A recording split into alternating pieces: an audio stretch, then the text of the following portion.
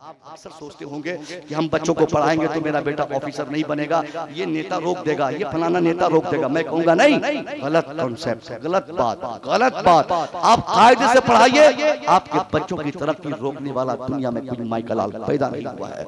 17 में जब यूपीएससी का एग्जाम की उम्मीदवारी लेकर शाहिद रजा मिसबाही जब उस एग्जाम का हिस्सा बना, एग्जाम देने गया है, शाहिद रजा मिसबाही एग्जाम दे रहा है, यूपीएससी का एग्जाम। कौन सा एग्जाम? जिसके जरिए आईएएस बनते हैं, जिसके जरिए आईपीएस बनते हैं।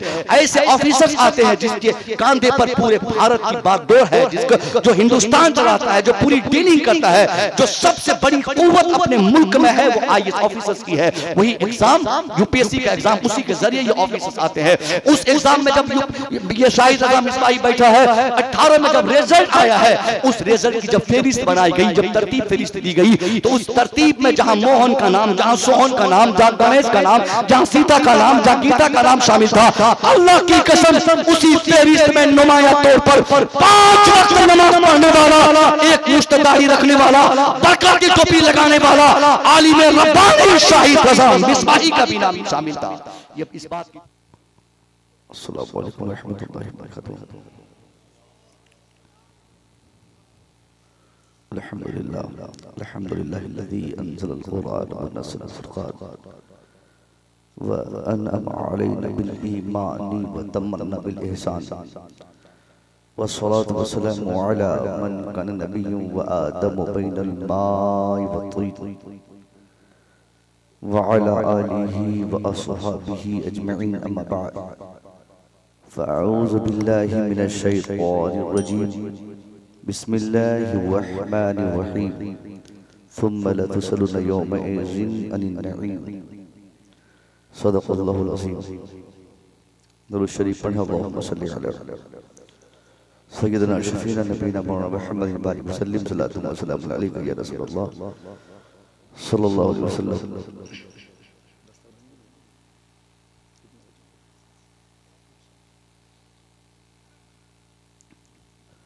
यकीनन बिहार हिंदुस्तान के उन रियासतों में एक है जहां जलसों की कसरत है। बिहार, बंगाल, उत्तर प्रदेश, उड़ीसा और एक दो और हो सकते हैं। इन रियासतों में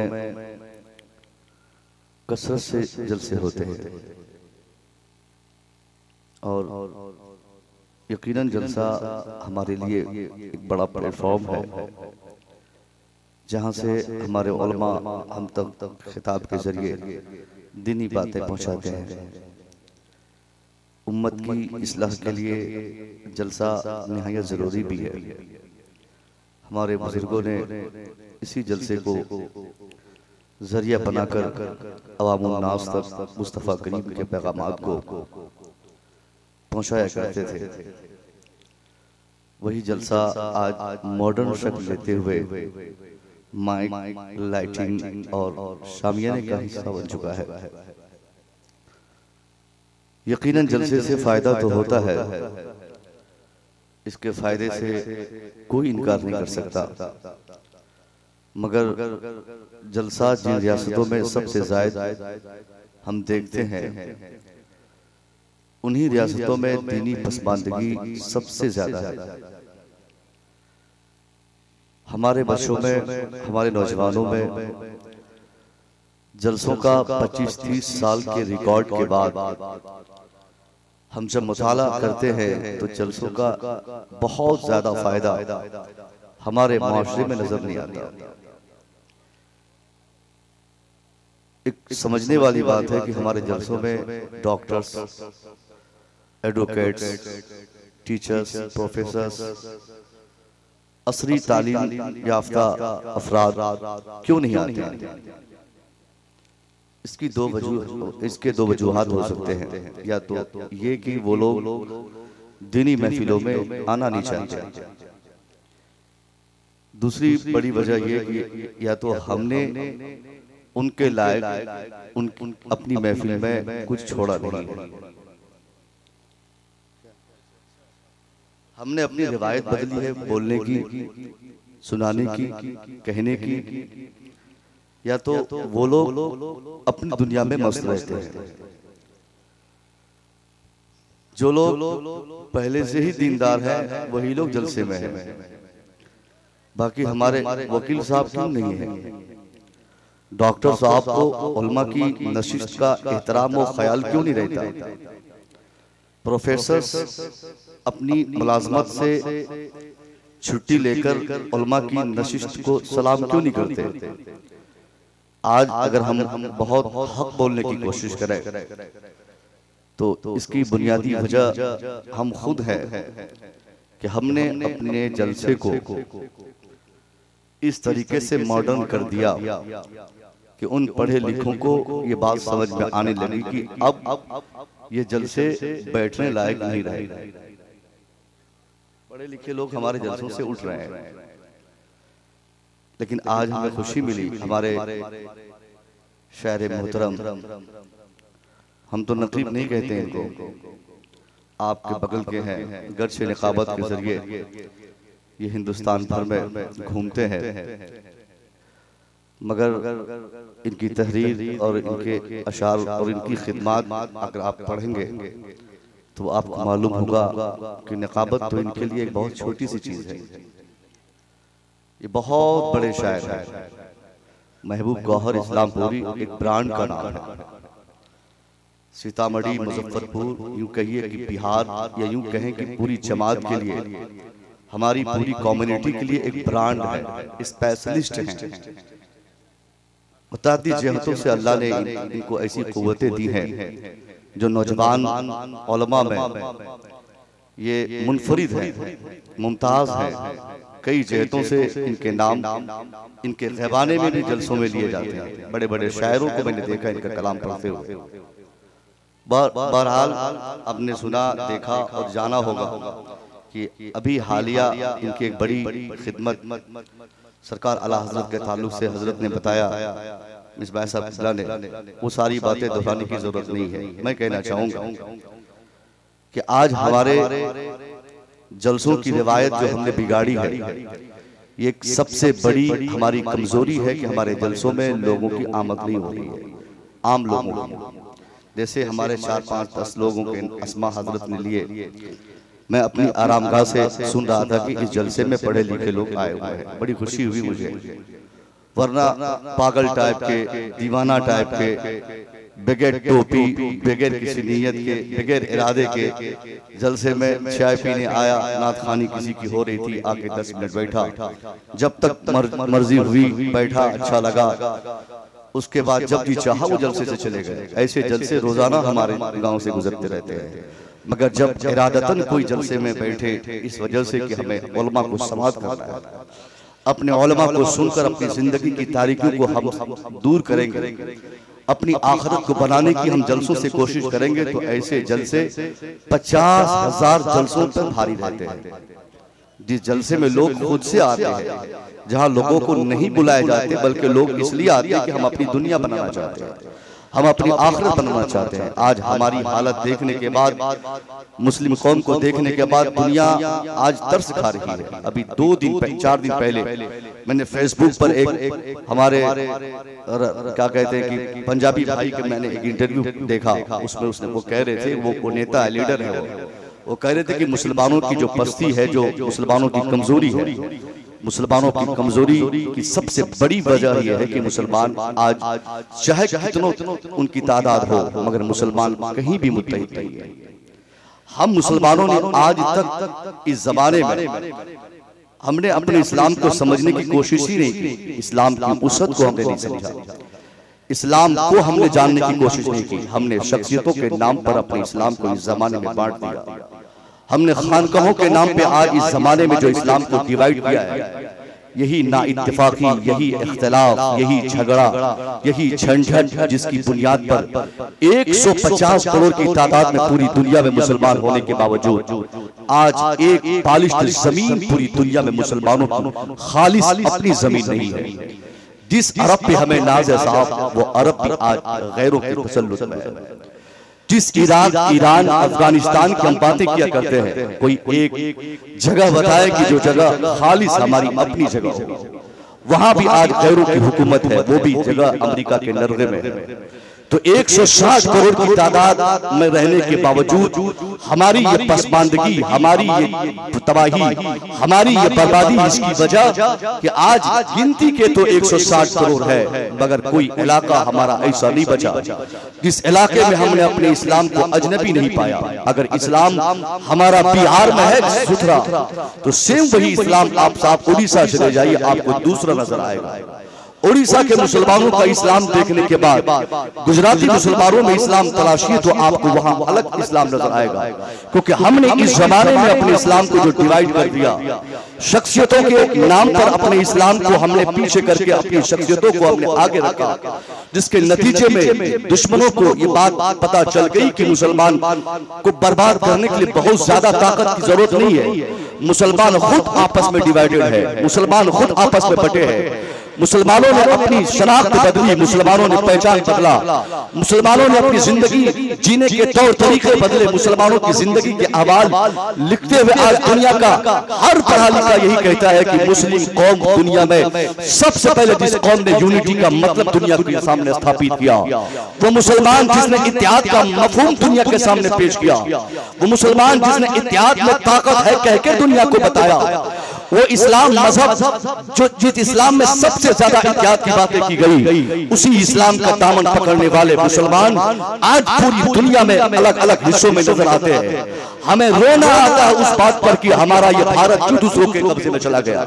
हम रोते हैं कि हमारा ये हिंदुस्तान, ये हमारा पवित्र धरती क्यों जालिमों के नरगे में जा रहा है। हम रोते हैं साहब, लेकिन हम ये कभी गौर नहीं करते कि ये इनकी अचानक की मेहनत नहीं, इसके पीछे इन लोगों ने 40 साल से मेहनत की है। इन लोगों ने अपने समाज को जोड़ने का काम किया, इन लोगों ने पूरब से पश्चिम, उत्तर से दक्षिण अपने समाज के हर तबके के अफराद को एक साथ एक सामने के नीचे बिठाकर उनकी फिक्र बदलने की बुनियादी तौर पर इन लोगों ने कोशिश की। ये वो लोग हैं जिनके समाज में इत्तेहाद नाम की कोई शय आज से 25 साल तक कोई नहीं पाता, जहां पर अपर कास्ट की बातें होती, जहां लोअर कास्ट का मफहूम होता, जहां पर हर फिरके, हर बरादरी, हर कास्ट के अलग अलग पानी के कुएं और उसके नल पाए जाते थे, जहां पर चारपाई सबकी अलग हो, जहां पर स्कूल सबके अलग हो, जहां पर समाज सबके अलग हो, जहां पर त्योहार सबके अलग हो, जहां पर रिवायतें सबकी अलग अलग हो। मगर उस समाज की तरक्की आज इस भारत में आप देख लीजिए, दुनिया की सबसे बड़ी पार्टी आज उनकी पार्टी, दुनिया के सबसे अफराद उनके पास, दुनिया में सबसे ज्यादा विधायक उनके पास, दुनिया में सबसे ज्यादा मिनिस्टर्स उनके पास, दुनिया में सबसे ज्यादा रियासतें उनके कब्जे में। कौन लोग हैं वो लोग जिनके खुदा आज तक एक न हो सके।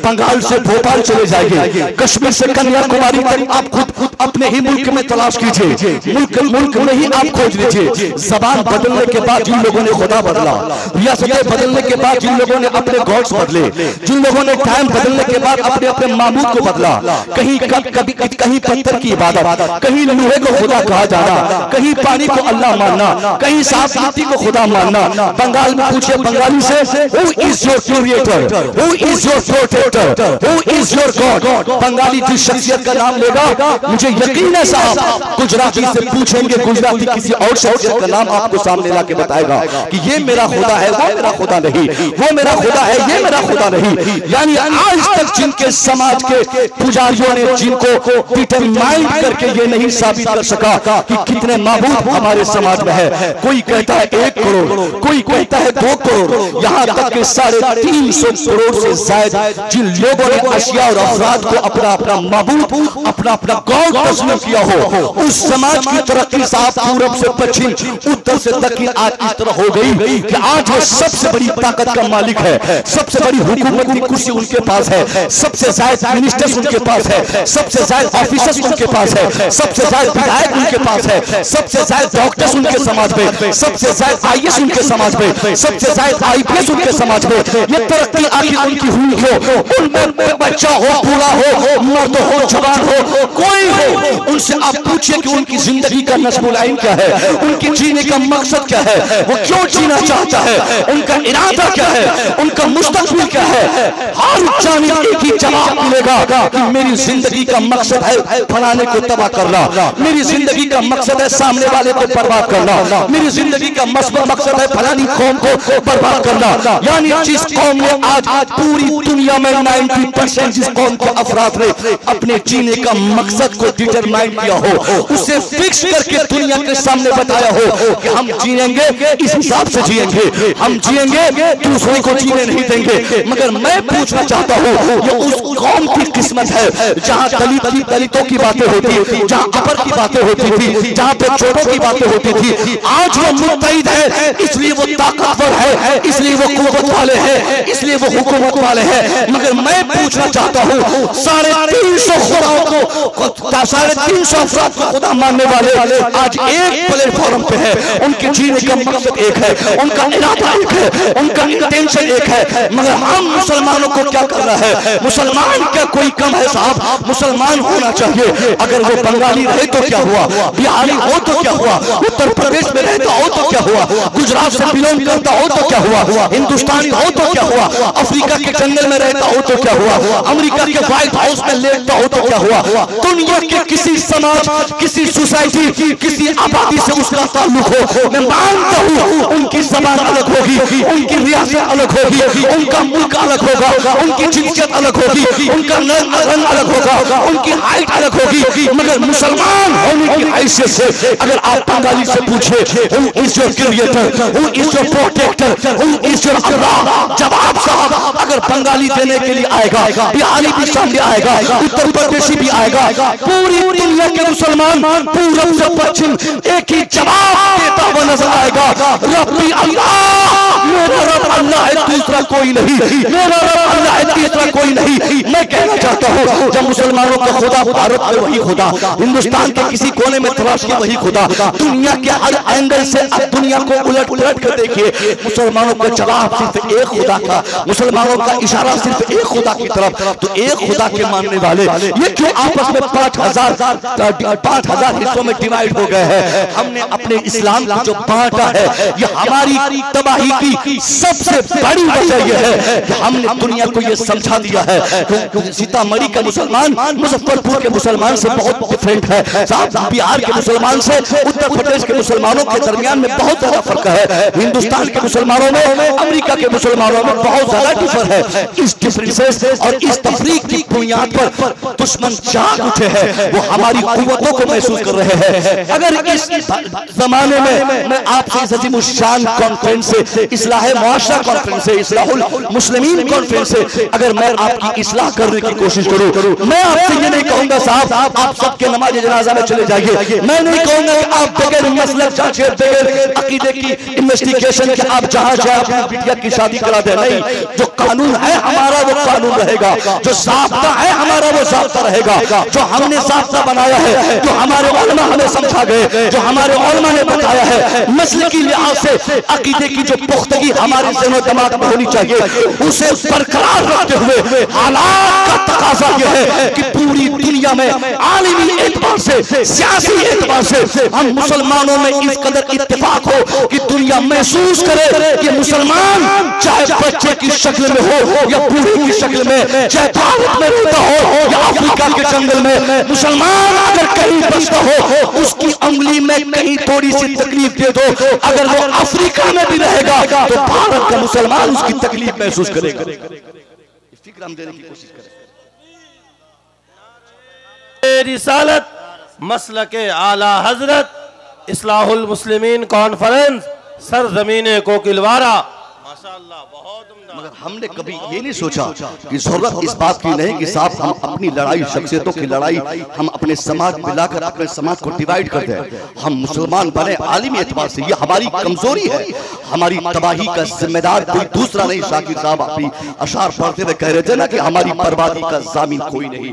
हम बिला वजह किसी नेता को, किसी अभिनेता को, समाज के किसी थर्ड पर्सन को सामने लाकर उनको गाली देकर बोलते हैं कि तेरी वजह से मेरी ये हालत है, तेरी वजह से मेरी ये बर्बादी है, तेरी वजह से मेरी ये तबाही है। मगर सच्चाई क्या है? कुरान कहता है वमा असाबकुम बिमुसीबा फबिमा कसबत ऐदीकुम, what misfortunes befalls on you it is because your hand has gathered it. Allah फरमाता है मुसलमानों से, कहता है कि मुसलमानों ये तेरी बर्बादी की वजह कोई दूसरी वजह नहीं, तुम अपनी बर्बादी का खुद रिस्पॉन्सिबल हो, तुम अपनी तबाही का खुद जिम्मेदार हो। तुमने अपने समाज को डिवाइड कर दिया, तुमने इत्तेहाद का मफहूम दूसरों को समझाया मगर खुद नहीं समझ सके, तूने इत्तेहाद कायम करके अपने समाज को ताकत देने की कोशिश नहीं की। आज कौन सी कुव्वत हमारे पास है? किस कुव्वत के साथ दुनिया के मुकाबले में हम अपने आप को खड़ा कर सकते हैं? वो कौन सा हथियार, वो कौन सा वेपन हमारे पास है? न इत्तेहाद की ताकत हमारे पास, न एजुकेशन का वेपन हमारे पास, न साहब सियासी ताकत हमारे पास, कुछ भी नहीं हमारे पास जो हम अपने दुश्मनों के मुकाबले में अपने को लाकर ये साबित कर सके कि हमें हमारा हक मिलना चाहिए। हम क्या दिखा सकते हैं उनको? हमारे पास ना अफराद है, हमारे पास ना तहरीक है, हमारे पास ना तंजीम है, हमारे पास ना इरादे हैं, हमारे पास ना कोई इंटेंशन है, हमारे पास ना कोई ऑर्गेनाइजेशन है, कुछ भी हमारे पास इसके सिवा नहीं कि हमारे पास एक पीर मौजूद है। इसके सिवा हमारे पास कुछ नहीं कि हमारे पास अलग अलग सेपरेटेड एक खानका है। हमारे पास इसके अलावा कुछ नहीं कि हमारा पीर दूसरा, इनका पीर दूसरा, उनका पीर तीसरा, उनका पीर तीसरा। मैं कहना चाहूंगा अगर यही पीर के चक्कर में अगर हमने अपने इस्लाम को अगर हर जमाने में बांटता रहा, हम समझते हैं साहब बहुत ज्यादा दिन नहीं बाकी हमारा वजूद का खात्मा हम इसी जमीन पे देखेंगे। ये हिंदुस्तान शहीद पूरी दुनिया से चुन चुन कर हमें मारा जाएगा। हम आपसे पूछना चाहते हैं कौन सी मस्जिद की पेशानी पर लिखा है किस पीर की मस्जिद है? मस्जिद के नाम पर हम एक न हो सके, मदरसे के नाम पे एक न हो सके, मजहब के नाम पे एक न हो सके, अकीदे के नाम पे एक न हो सके, इरादे के काम पर एक न हो सके, इरादे पर हम एक न हो सके, तो बर्बादी झेलने की जिम्मेदारी आपको कबूल करनी होगी। आप निगाहों के सामने आपकी बेटी के दुपट्टे लोग छीनेंगे। आप शाहीन बाग चले जाइए, रामलीला चले जाइए, बेंगलोर चले जाइए, हैदराबाद मस्जिद के आगे चले जाइए, दुनिया के हर समाज में आप 1000 नहीं 50 करोड़ की तादाद में जाकर अपनी भीड़ इकट्ठी करके आप अपना हक मांगिए। दुनिया आपको गोलियों से पूछ देगी लेकिन आपको आपका हक नहीं देगी, क्योंकि आपके पास कुव्वत नहीं, आपके पास इत्तेहाद नहीं, आपके पास तफहीम नहीं, आपके पास सियासत नहीं, आपके पास एजुकेशन नहीं। कौन सी ताकत है जिस ताकत की बुनियाद पर दुनिया से हम अपना मुतालबा कर सकते हैं? हमने आज तक क्या किया है? इस आजाद भारत में अगर मैं आपका दामन पकड़ के पूछना चाहूं, ये भारत आजाद किया किसने? हिंदू, मुस्लिम, सिख, ईसाई सबकी शमूलियत इसमें थी, मगर सब में सबसे नुमाया कारकर्दगी अगर किसी की रही है, मुसलमानों की रही है, हमारे उलमा की रही है, हमारे हुफ़ाज़ की रही है, हमारे शयूख़ की रही है। मगर हमने इस आजाद भारत में अब 70 सालों से गुलाम की हैसियत से जीने का जो ढंग हमने सीखा है, हमने ये अपने लड़कों को बताया, बेटा ये झोली पकड़ ले, ये झोली पकड़ ले बेटा, तू जीना सीख जाएगा। फलाने को जीता दे वरना फलाना जीत जाएगा, ये हारेगा वो जीतेगा, वो जीतेगा ये हारेगा, इसको नहीं दोगे वोट तो वो हार जाएगा, वो इसको दोगे तो वो जीत जाएगा। ये 70 सालों में ड्रामाबाजी कर करके हमारे समाज को जो हमने खोखला कर दिया है, आज कायदे का कोई लीडर हमारे समाज में नहीं, क्योंकि हमने सियासत को अपने लिए हराम समझा, हमने सियासत को दूसरों की खेती समझा, हमने सियासत को अपने लिए कोई बहुत बड़ी जरूरत नहीं समझा। हमने सोचा कि सियासत का मतलब हरामखोरी है, सियासत का मतलब गद्दारी है, सियासत का मतलब जुल्म है, सियासत का मतलब ज्यादती है, सियासत का मतलब पैसा कमाना है, सियासत का मतलब कुछ और है। मगर हमने ज़हन दुनिया को ये नहीं दिया कि जो आज हम सियासत से दूर हो रहे हैं, जरा अपने पैगंबर की सियासत तो देख लेते। मेरे मुस्तफा से बड़ा सियासतदान कौन इस धरती से गुजरा है? अगर सियासत करना हमारे लिए ममनू होता। काफी उम्दा खिताब हो रहा है, इसलिए इस्तकबालिया पेश किया गया। नारे तकबीर, नारे रिसालत, लाजवाब शायान शान बा मकसद खिताब हो रहा है। वाह वाह वाह वाह वाह वाह वाह वाह, हसास लोग हैं माशाअल्लाह, महसूस कर रहे हैं। सुभान अल्लाह, सुभान अल्लाह, हक अदा कर दिया आपने। हमने लोगों को यही सिखाया कि बेटा तुम एक्साइट हो जाओ, फलाने साहब को वोट दो, मतलब फलाना साहब जीत जाएगा। मैं कहता हूँ साहब कौन साहब आपके अपने हैं? कौन साहब, कौन इसमें से साहब, किसी पार्टी की मैं बात कर रहा हूँ, उसके कौन सा नेता हमारी किस खानका का साहिब सज्जादा है?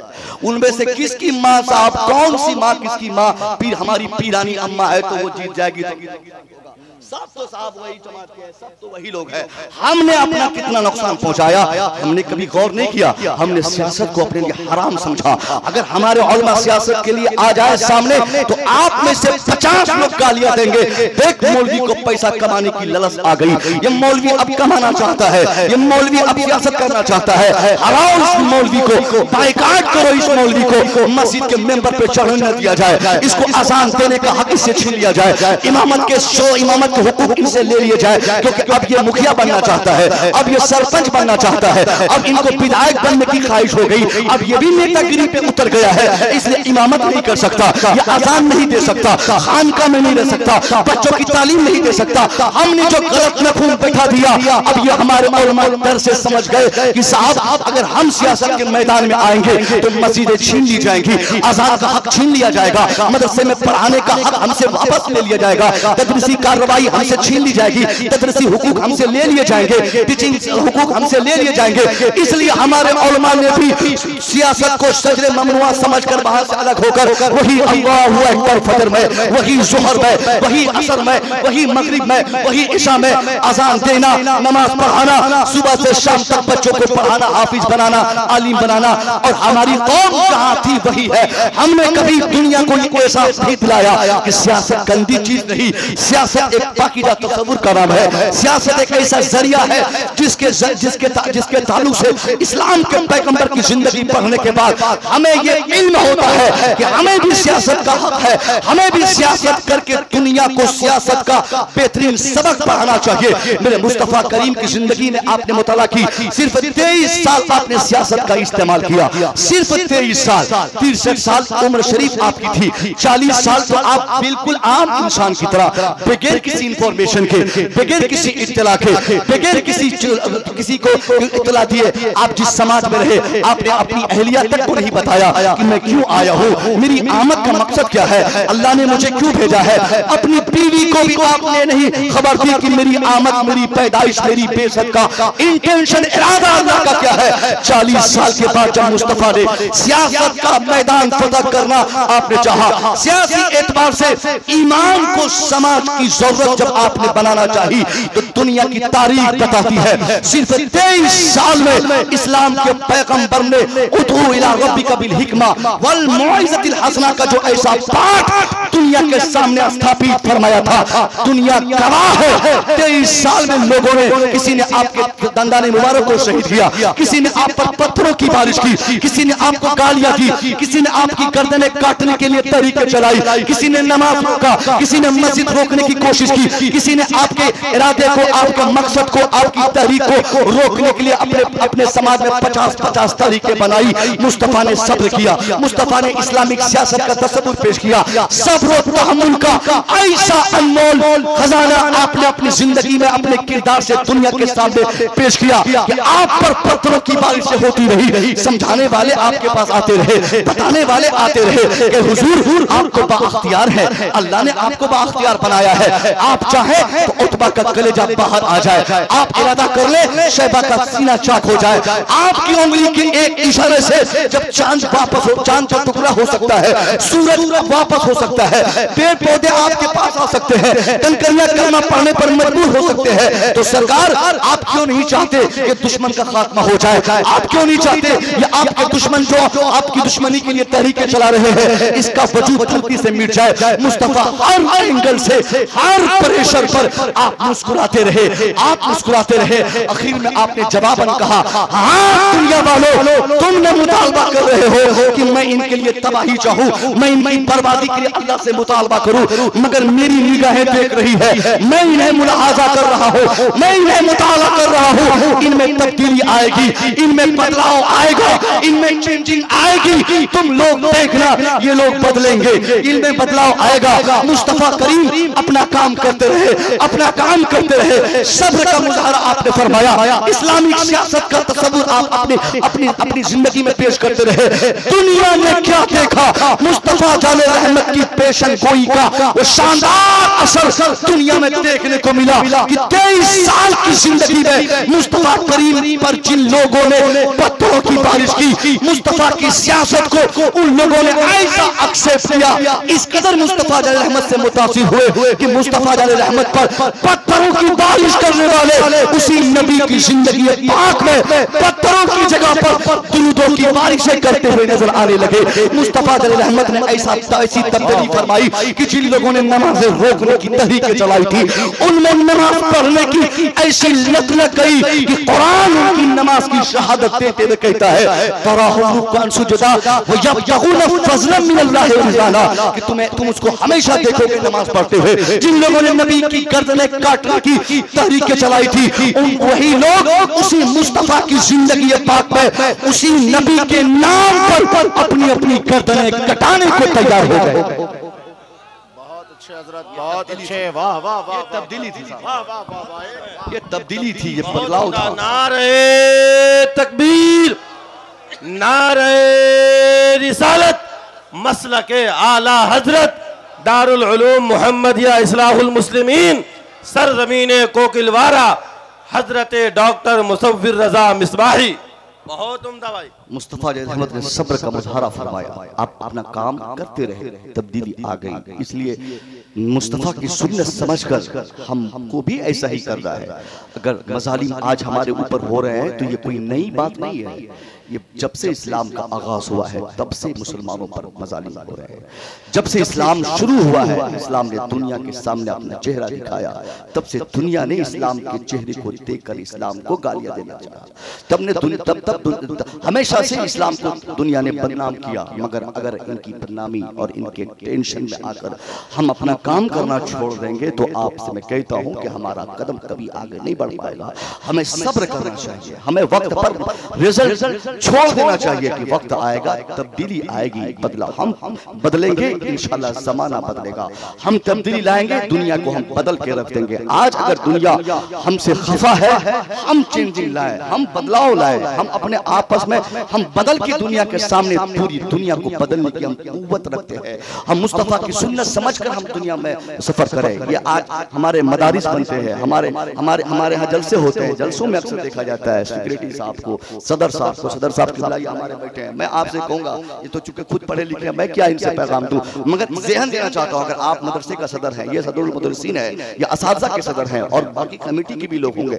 आप लोग मदरसा बना है, 10 बच्चे की दस्तारबंदी हो रही है, जिस गाँव से आपका ताल्लुक है, इस गाँव में ऐसा नहीं कि सारे लोग आपके हामी है, आपके मुआविन है, आपके कोऑपरेटिव है, आपके लिए मददगार हैं, आपके ताउन में वो हमेशा खड़े हैं। इनमें से 2-4-10 ऐसे जरूर होंगे जो कहते होंगे सदर साहब चोर है, सदर साहब बेईमान है, खजांची साहब ठग है, फलाने साहब की आदत सही नहीं है, मैं मदरसे में चंदा नहीं दूंगा, मैं मदरसे में पैसा नहीं दूंगा, ये लोग कमीने टाइप के हैं, मदरसा वाला सही नहीं है। ऐसा हो सकता है क्योंकि आज तक जिन लोगों ने भी दीन के लिए अपने आप को वक्फ किया है, उन लोगों को गालियां सुननी पड़ी है, वो लोग गालियां सुने हैं। और अगर इस चिंता में आकर सदर साहब बोलेंगे जाओ सब लोग जब हमको चोर चोर कहता है तो हम मदरसा छोड़ देते हैं, जाओ चलाओ तुम ही लोग चलाओ, तो इस्लाम का खसारा होगा, मजहब का नुकसान होगा, कौम का नुकसान होगा। इसलिए अगर आपने किसी जिम्मेदारी को कबूल की है, दुनिया 50 गालियां दे उससे कोई टेंशन नहीं, आप सब्र करें, गाली को देने वाले को उसकी हालत में छोड़ दें, ईमानदारी से दीन का काम आप करते रहे। जो जिम्मेदारी दीनी जिम्मेदारी अल्लाह ने आपके कांधे पर दी है, उस जिम्मेदारी को आप अच्छे तरह से आप उसे निभाते रहे। इंशाअल्लाह आप ईमानदारी से जब काम करते रहेंगे, इंशाअल्लाह 10 बच्चा, आने वाले साल 15 बच्चे, उसके बाद 25 बच्चे दस्तारबंदी लेकर जाते रहेंगे। ये जो आज लोग आपको अगर बोलते हैं कि ये चोर है, ये बेईमान है, ये मदरसे का ठग है, ये पैसा बेईमानी करता है, एक दिन उनमें भी तब्दीली आएगी और वो लोग वो कहने पर मजबूर होंगे। आज तक जो हमने मदरसे के जिम्मेदारान को उल्टी सीधी बातें कही, वो मेरी गलती थी, मेरी नादानी थी, वाकई यही लोग ईमानदार है, यही लोग अच्छे।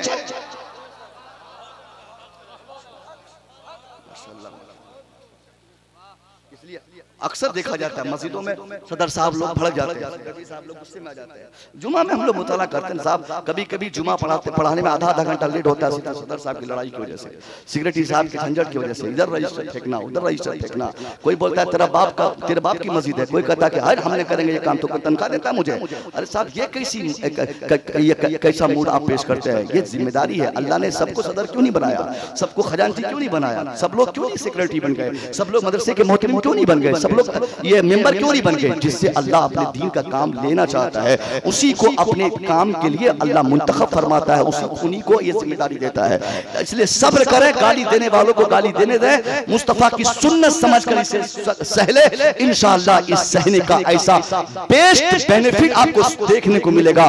5 साल के अंदर वो रिजल्ट आप अपने सामने देखेंगे, अपनी निगाहों के सामने देखेंगे। ये मैं पैगाम अक्सर देता हूं लोगों को, घबराइए मत, घबराइए मत, आप दीन का काम करते रहिए, तब्दीली जरूर आएगी। ये तो सबसे पहली गलती हमारी थी जो मैंने बताई कि सियासी शऊर हमारे अंदर नहीं। मैं कहता हूं आप में से हर आदमी नेता बनने की कुव्वत रखते हैं, मगर सब नेता बन जाए ये जरूरी नहीं है, सब लोग लीडर बन जाए ये भी जरूरी नहीं है, सब लोग मिनिस्टर बन जाए ये भी जरूरी नहीं है, मगर ये सब लोगों के लिए जरूरी है कि हर मुसलमान में सियासी शऊर 24 घंटा बेदार रहे, मुसलमान सियासी एतबार से इस कदर पुख्ता रहे कि उनको अपने वोट की कीमत कहां चुकानी है, उनको वोट कहां देना है, उन्हें अपने वोटों का इस्तेमाल कैसे करना है, उन्हें कहां बोलना है कहां नहीं बोलना है, कहां जाना है कहां नहीं जाना है, किसका साथ देना है किसका साथ नहीं देना है। ये इज्तिमाई तौर पर मुसलमानों का फैसला रहे।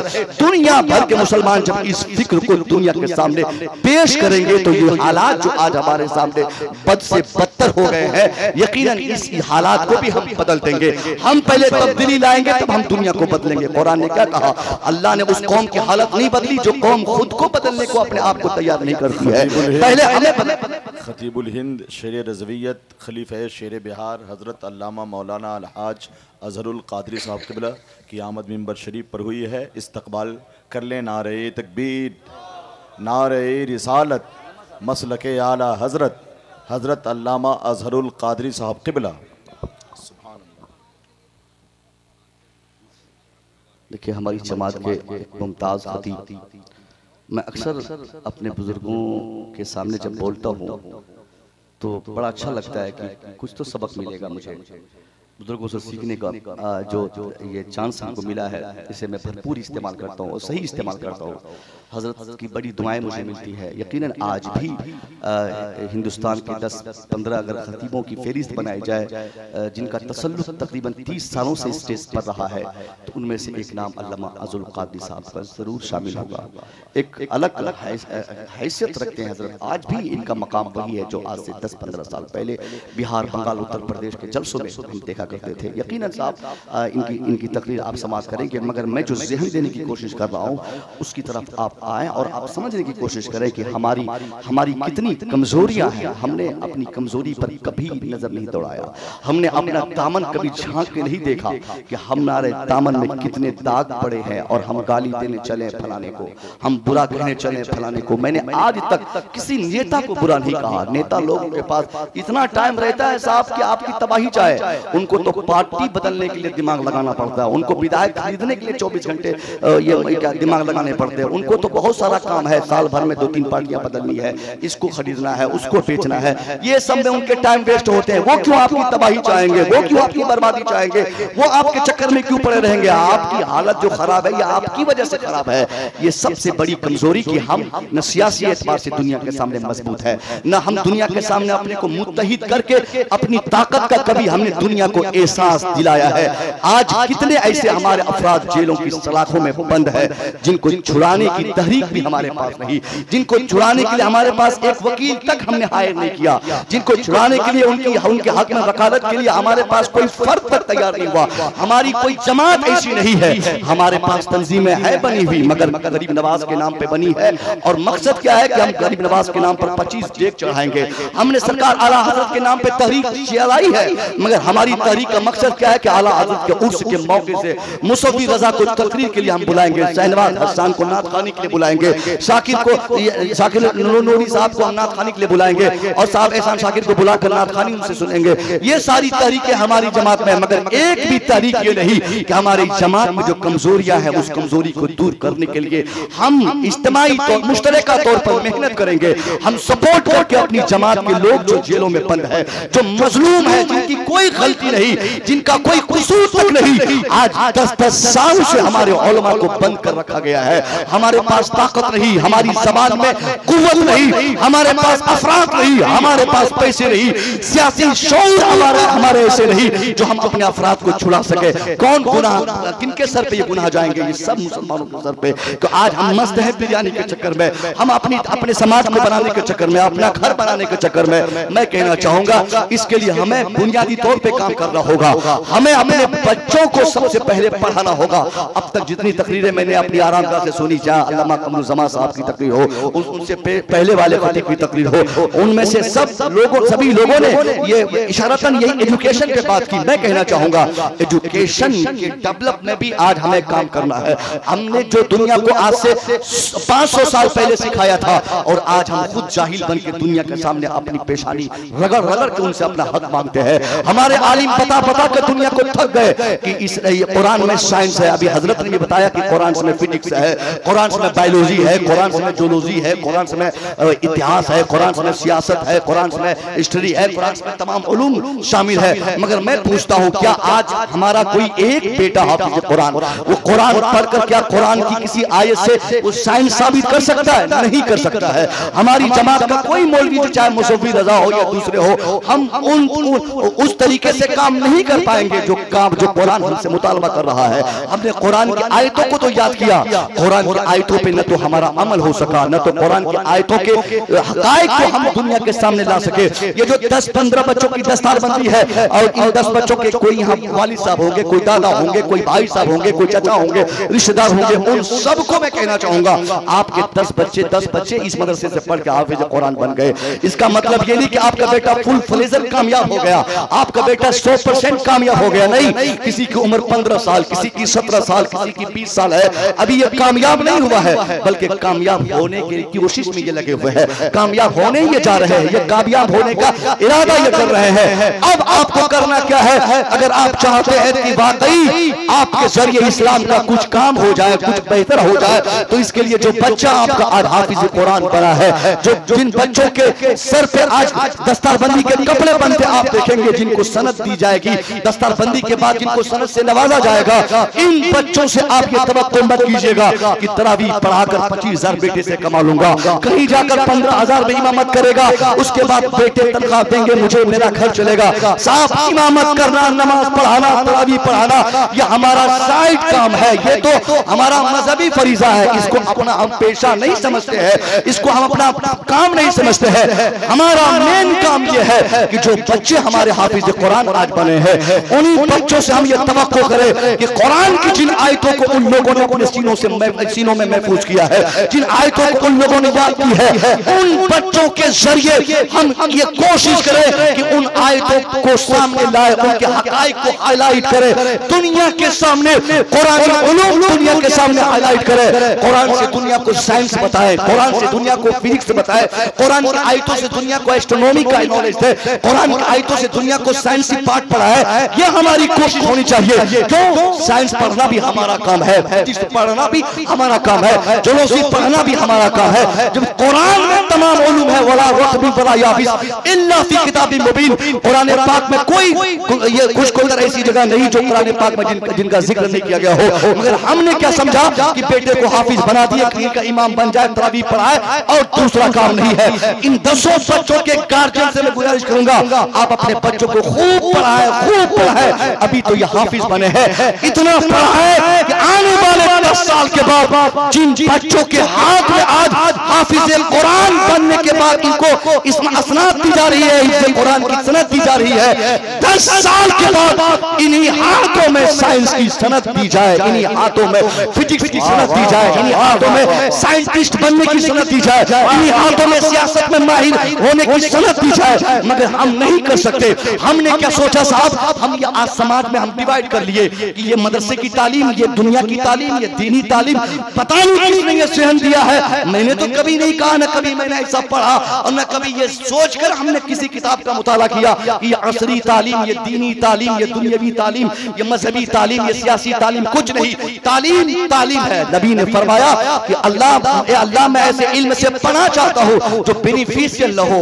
अल्लाहुम्मा इन्नी औज़ु बिका मिन इल्मिन ला यनफा। सरकार फरमाते कि अल्लाह मैं ऐसे इल्म से मैं पढ़ना चाहता हूँ जो बेनिफिशियल न हो, जो लाभदायक न हो। आम बात है, अगर कुरान पढ़ने वाला लाभदायक इल्म नहीं अपने इल्म के जरिए अपने को फायदा नहीं पहुंचाया है तो उसके लिए कुरान पढ़ना बेनिफिशियल नहीं है। पूरी जिंदगी अरबी पढ़ता रहे, पूरी जिंदगी कुरान पढ़ता रहे और कुरान पढ़ने का मकसद ये हो कि मैं मुस्तफा की जात तलाश करूंगा कि किस आयत से इल्म गैब से इनकार का समझ में आ रहा है, किस आयत से ये समझ में आ रहा है, किस आयत से वो समझ में आ रहा है। इस इरादे से अगर कोई अरबी पढ़ रहा है, कुरान पढ़ रहा है, हदीस पढ़ रहा है तो अरबी पढ़ना भी उसके लिए हराम है, हराम है, हराम है। और अगर कोई लड़का अंग्रेजी पढ़ता है, कोई लड़का साइंस पढ़ता है, कोई बेटा फिजिक्स पढ़ता है, कोई केमिस्ट्री पढ़ता है, कोई जोलॉजी पढ़ता है, कोई बॉटनी पढ़ता है और इन उलूम को ग्रहण करने का मकसद यह है कि मैं साइंस पढ़ूंगा और साइंस पढ़ के साइंस के जरिए जो साइंस पढ़ने के बाद जो अल्लाह की बेपनाह कुदरतें छुपी हुई है उनको हाईलाइट करके दुनिया के सामने अल्लाह की कुदरत को रोशनास करूंगा। इस इरादे से साइंस फिजिक्स बायोलॉजी पढ़ने वाला यकीनन सवाब का हकदार होगा, यकीनन उसे सवाब मिलेगा ही मिलेगा। मगर मैं क्या कहना चाहता हूँ, हमने बांट लिया, हमने कहा ये मुल्ला बनना, मुझे बच्चों को नहीं बनाना है, बेटों को इंजीनियर बनाना है, बेटों को सिर्फ डॉक्टर बनाना है, बेटों को सिर्फ प्रोफेसर बनाना है। क्यों मदरसे नाज़र पढ़ाएंगे, क्यों मेरा बेटा आलिम बनेगा, क्यों मेरा बेटा हाफिज बनेगा। बेटा आलिम बनेगा, 10,000 कमाएगा, उसके बाद उनकी बेटे की जिंदगी तबाह होती जाएगी। कोई अक्लमंद मेरे बेटे को अपना दामाद नहीं बनाना चाहेगा। कौन 10,000 कमाने वाले को दामाद बनाएगा, मुसीबत मोल लेगा। इसलिए आदमी चाहता है कि मैं जल्दी से तरक्की करूं, इसलिए हम मेरा बेटा हाफिज नहीं बन के मेरा बेटा डॉक्टर बने। मैं कहना चाहूंगा, मैं आपसे नहीं कहना, ये नहीं कहता कि आप अपने बेटे को हाफिज बना ही दीजिए। हाफिज बनना ये किस्मत पर है, जिनकी किस्मत है वो आज बन रहे हैं, जिनकी किस्मत है वो लोग बन चुके हैं। कारी बनना, आलिम बनना जिनकी किस्मत में था वो लोग बन चुके हैं। अल्लाह जिन पर भलाई करना चाहता है उसे कुछ डॉक्टर इंजीनियर नहीं बल्कि आलिम दीन बनाता है, उनको दीन का फकीह बनाता है, दीन की समझ अता फरमाता है। ये तो कुरान पाक के जरिए हमने सीखा है। मगर मैं क्या कहना चाहता हूं कि हमने अपने समाज को डिवाइड कर दिया, अलग कर दिया। ये मौलवियों की जमात, ये इंजीनियरों की जमात, ये डॉक्टरों की जमात, ये मुल्लाओं की जमात, ये कारियों की जमात, ये फलाने की जमात, ये फलाने का डिपार्टमेंट। मैं कहूंगा कि सिर्फ 4%, सुनिए गौर से, सिर्फ 4% बच्चे हैं जो मौलवी हैं पूरे हिंदुस्तान में। सज्जन कमेटी की रिपोर्ट आई थी 5 साल पहले, 4.5 या 4% लोगों ने बताया कि मुसलमानों के बच्चे सिर्फ मदरसे में पढ़ते हैं। यही 4.5% बच्चों में कोई महबूब गौहर इस्लामपुरी बनता है, कोई साहब कारी उबैद बनता है, कोई मुफ्ती रजा तैयार होता है, कोई मुफ्ती साहब बन के तैयार होता है, कोई शायर साहब बनते हैं, कोई खानकाह के पीर बनते हैं। सिर्फ ये 4% बच्चों में इतनी कामयाबी, कोई इमाम, कोई मुदर्रिस, कोई खतीब, कोई पीर, कोई आलिम, कोई फाजिल, कोई नकीब, कोई अनाउंसर, कोई कुछ बन के अपना काम चला रहा है। मगर बाकी के 96% जो थे, जिनको आपने कामयाबी का मैदान समझा था, जिनको आपने तरक्की का मैदान समझा था, जिनको आपने कमाई का जरिया समझा था, उस मैदान में आप बताइए कि आपके कितने बच्चे कामयाब हैं। आपके बेटे हाफिज नहीं बने, कोई एतराज नहीं, मगर डॉक्टर क्यों नहीं बना। आपका बेटा कारी नहीं बना, कोई एतराज नहीं, मगर इंजीनियर आपने क्यों नहीं बनाया। आपका बेटा आलिम नहीं बना, कोई कंप्लेन नहीं, मगर IAS क्यों नहीं बना। आपका बेटा मुफ्ती नहीं बना, कोई कंप्लेन नहीं, मगर आपने अपने बेटे को IPS क्यों नहीं बनाया। आलिम भी नहीं बने आपके बच्चे, डॉक्टर भी नहीं बने आपके बच्चे, कारी भी नहीं बने आपके बच्चे, इंजीनियर भी नहीं बने आपके बच्चे। यही जहालत जो हमने समाज में पेश किया, जहालत का माहौल दुनिया को दिया। यही हमारी कमजोरी की सबसे बड़ी वजह है। एक भी बेटा कायदे से वकील नहीं बनता है। हमारा समाज आप तलाशिए साहब, पूरा पूरा गांव खंगालिए, दुबई मिलेगा, सऊदी आपको मिलेगा साहब। वहां पे क्या बोलते हैं कि दुबई में रहने वाले, सऊदी में और दोहा में, कतर में, ओमान में, दिल्ली में, पंजाब में ठेकेदारी करने वाले, फलाने करने वाले, ठिकाने करने वाले 50-50 हजार एक घंटे में कमाने वाले आपको मिलेंगे। मगर उस पूरे गांव और इलाके में एक भी ऑफिसर आपको नहीं मिलेगा, एक भी वकील आपको नहीं मिलेगा, एक भी शख्स कायदे से आपको असली तालीम लेने वाला जिसे आप समझते हैं वो भी आपके समाज में आप तलाशिए, आपको जल्दी नहीं मिलेगा। और अगर कोई मिल भी जाए तो वो पेशाब करने का तरीका तक उनको नहीं मालूम, तो वो क्या इस्लाम की भला करेगा, वो क्या लोगों को इस्लाम सिखाएगा, वो क्या लोगों को इस्लाम का दर्स देगा। ये हमारी कमजोरी है कि हमने अपने बच्चों को पढ़ाया नहीं, दुबई भेजा कमाने के लिए, जाओ 50,000 कमा के आना। एक साल बेटा कमाया, क्रेटा गाड़ी लाके दरवाजे पे खड़ी कर दिया। उसके बाद फिर कमाया बेटा 2 साल, मकान बना लिया, जमीन ले लिया, बस हमने सोचा तरक्की हो गई। मगर हम आपसे कहना चाहते हैं, आज अगर यही हालात अगर आपके हमारे रहे तो हमारे हक में बोलने वाला कोई तैयार नहीं। लोग हमने तैयार किए, हमारे पास वकला की कमी, हमारे पास अफराद की कमी, हमारे पास शख्सियत की कमी है।